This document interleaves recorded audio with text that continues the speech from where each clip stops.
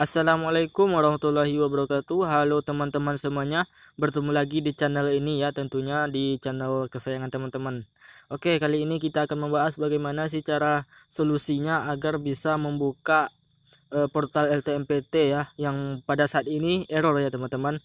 Mungkin karena aksesnya diakses oleh orang se-Indonesia ya. Bayangkan aja se-Indonesia untuk login di akun LTMPT itu. Jadi bagaimana sih solusinya? Simak terus video ini sampai habis ya teman-teman.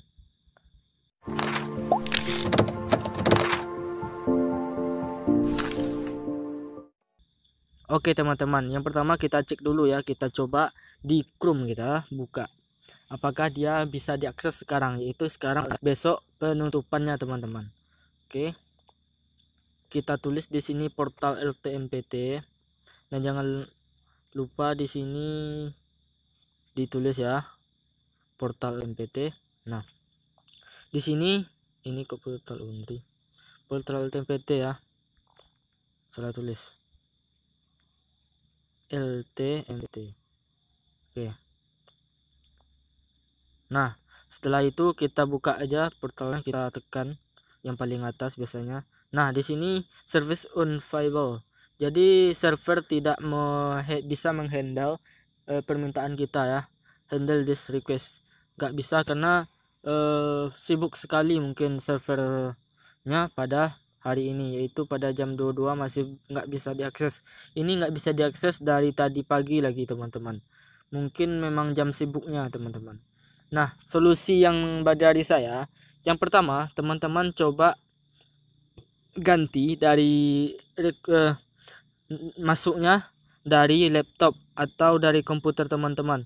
Nah, di laptop itu baru buka portal ntpt.ac.id ini. Setelah setelah itu teman-teman harus mempunyai jaringan internet yang kencang. Cari aja yang paling kencang di kampung teman-teman, di wifi. Coba di wifi teman-teman, yang paling cepat coba di situ ya.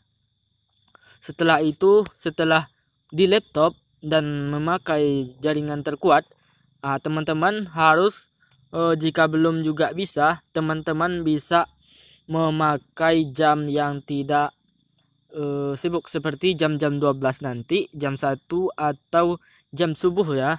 Coba teman-teman buka dia periodenya sampai 7 Januari 2020, hanya diperuntukkan bagi siswa.